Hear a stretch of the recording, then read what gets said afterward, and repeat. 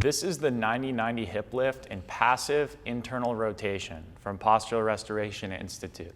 The purpose of this is to get us in a position where we can reposition the pelvis, restore a little bit more of a neutral pelvic orientation while driving a little bit of internal rotation through the femurs in this 90-90 position. So to set up for this, we need a ball which is going to allow us to keep our knee in line with our hip, but we also want to start with these feet slightly outside of our knees. This is that passive internal rotation aspect of this activity here. Now, the degree of which you are in this passive internal rotation should not be overly significant, so we're not way out here.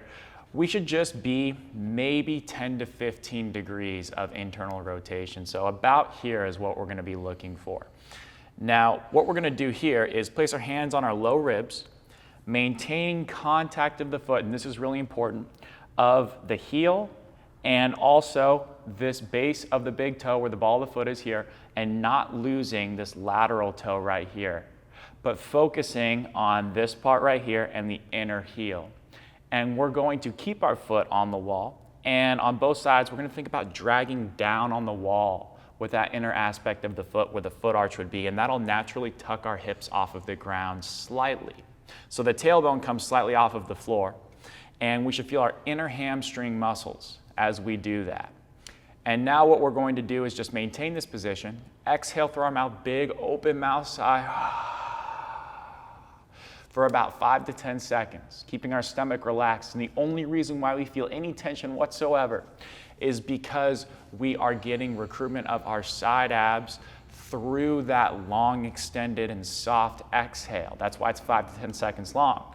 And then we're gonna maintain a slight amount of tension in those side abs as we inhale through our nose, keeping our mouth closed. And that's going to expand our chest and our back. And that's exactly what we're looking for there, all the while maintaining those foot pressures and feeling those inner hamstrings on both sides. If you're having a hard time feeling your hamstrings, you can set up a shelf for yourself like this, but it's really important to make sure that you are A, still in a 90-90 position, and B, keeping your whole foot on the wall, because we're trying to still feel those foot pressures on the wall.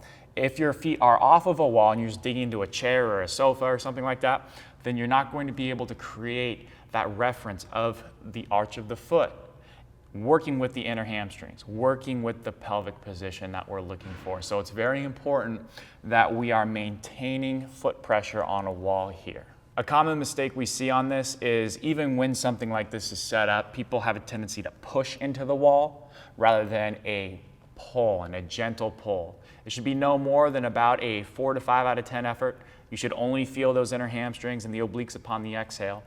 And it should feel pretty chill to you. It should not feel like a resistance training exercise. It should not feel like you are sweating. It should feel very chill, and you should be able to really relax into this position with about 4 to 5 out of 10 intensity of recruitment of those hamstrings.